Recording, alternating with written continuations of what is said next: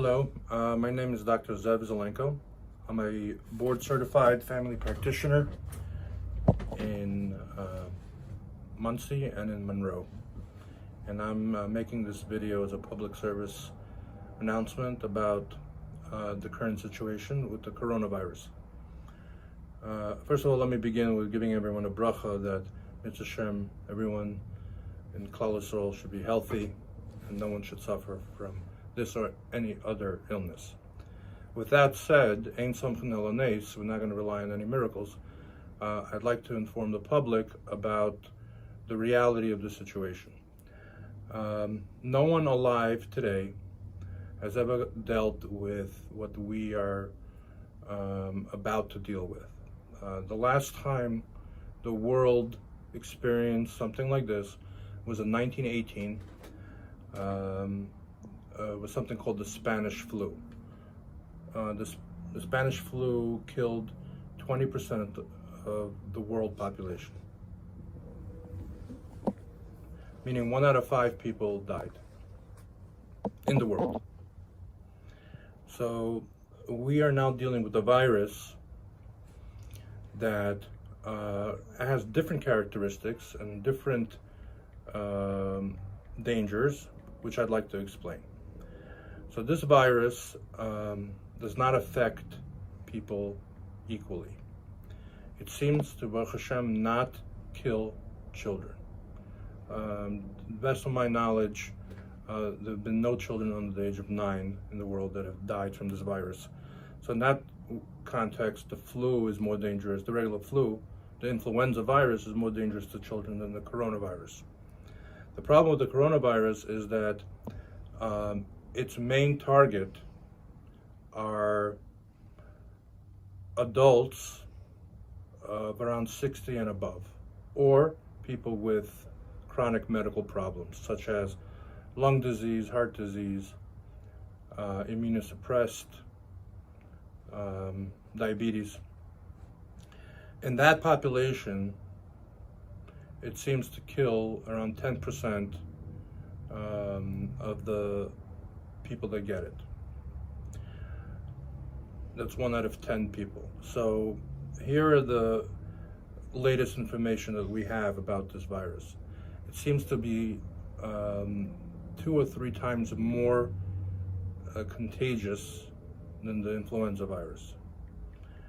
So that's important because last year in America, we had 40 million people infected with the influenza virus, 40 million. Out of those 40 million, around 50,000 died. Turns out to be a rather small percentage.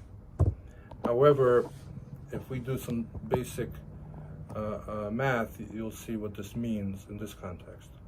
If 40 million people had the flu, and we assume that this virus is just as contagious as the flu, even though it's even more contagious. But for the sake of analysis, if we say 40 million people get the coronavirus, which is very possible, out of those 40 million, and I'm not sure exactly, but I would say, to illustrate this point, that let's say 25% of those 40 million people are 60 years old and above. That means out of those 40 million people that are going to get infected, there are 10 million adults 60 and above. If it kills 1 out of 10, that means we're going to have 1 million people dead in America from the coronavirus in the next few months. That's 1 million people. Now, one of the main reasons so many people are going to die is because we do not have the resources to take care of so many people. In the United States, I believe there are 60,000 or so ICU beds. I also believe that the government also has around 40,000 reserve respirators. So in this country, there seems to be around 100,000 respirators, half of which are anyway being used on a regular basis.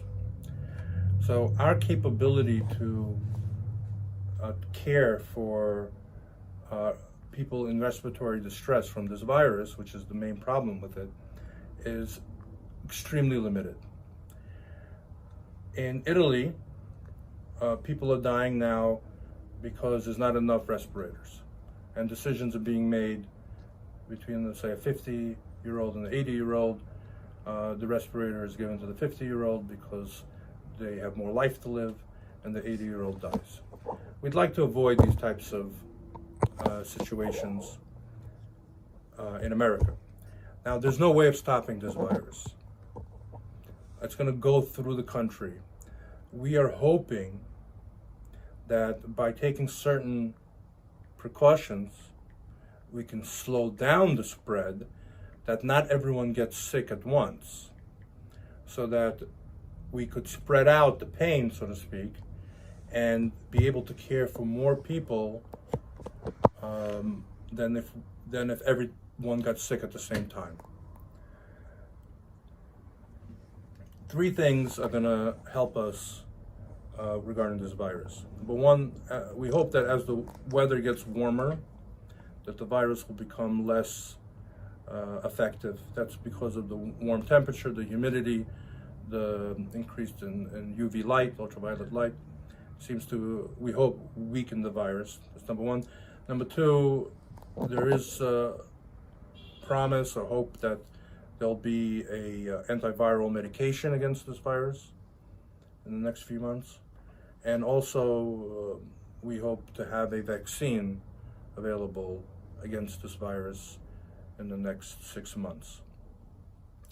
That means for next year, a lot of people are going to have immunity to this virus because they had it before and survived, or they got the vaccine. And even those that do get sick, we should have the medication to treat it. So overall, we should be able to manage it. The problem is now, no one is immune to this virus. We have no medication. We have no vaccine. And we have extremely limited resources to take care of critically ill patients. That is why the government is giving instructions to shut everything down. I'm going to give you my personal opinion with the understanding that it's not practical, but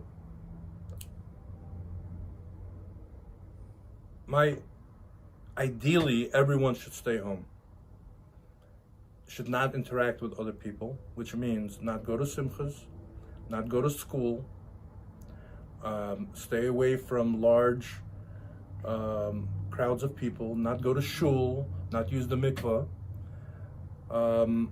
I know this sounds bizarre and alarmist, but keep in mind, you and me have never seen what's coming, and it is coming.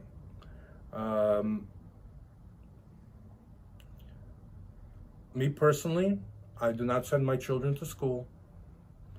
I quarantine everyone, including myself, preemptively. And I'm seeing patients remotely. I'm not coming into contact with patients directly because I have lung issues. And it's my strong hope that this video will give you a sense of perspective of what's going on. I hope that the community leaders will listen and even act l'fnei Mashir Sadin, and close the schools. I understand what that means to the parents, but it's better than having thousands of dead Jews that could have been prevented. Again, I give everyone a bracha that no virus or no infection or no machla should ever touch any Yidden, and we should all be healthy and be zeicha to the coming of Mashiach. All the best.